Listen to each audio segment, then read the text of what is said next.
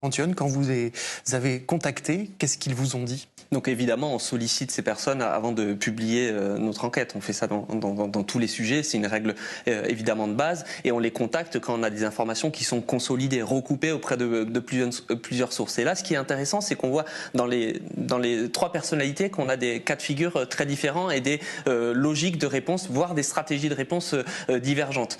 Franck Louvrier, c'est un cas à part, c'est la personne qui n'a pas voulu nous répondre. C'est-à-dire qu'on l'a sollicité, relancé, relancé à de nombreuses reprises, avant et même après la publication de l'article. Et Franck Louvrier ne répond pas à Mediapart.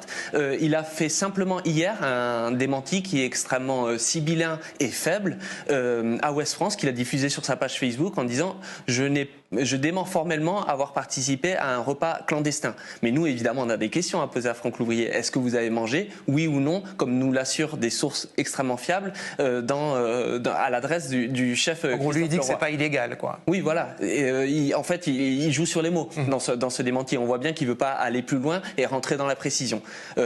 Pour Brice Hortefeux, c'est autre chose. Brice Hortefeux, c'est la puissance invitante dans le déjeuner avec Alain Duhamel. Et c'est lui qui finalement, alors qu'un déjeuner professionnel était prévu au siège des Républicains rue de Vaugirard avec Alain Duhamel, finalement se dit ce serait un peu mieux, un peu plus confortable, voire plus à la hauteur de la personnalité que je reçois, de l'inviter dans ce club privé, etc. Et donc Brice Hortefeux, lui, il plaide la bonne foi. Il dit, en fait, la personne qui m'a recommandé d'aller au club de Christophe Leroy m'a dit que c'était parfaitement légal, et moi, ancien ministre de l'Intérieur, eh bien j'ai considéré que peut-être ça l'était effectivement, et donc j'ai mesuré finalement l'ampleur ou la gravité de ce que j'ai fait simplement au moment de la publication du reportage d'M6, où un collaborateur est venu me voir affolé en disant vous voyez monsieur le chef en question, c'est là où vous avez été.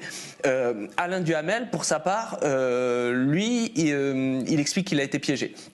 C'est-à-dire qu'il devait déjeuner avec Brice Hortefeux et que du jour au lendemain, on lui a changé le lieu de rendez-vous et qu'il était tellement perturbé, dérangé par la manière dont ça avait été amené et puis le lieu dans lequel il s'est retrouvé, en sortant du rendez-vous, il en a raté son Uber, il s'est trompé de véhicule, au bout de 300 mètres, il s'en est rendu compte, mais qu'il n'a pas voulu faire d'esclandre, finalement. Et donc, moi, ce que je trouve le plus étonnant dans sa position, c'est que jusqu'à ce que Mediapart le sollicite, il n'en a rien dit.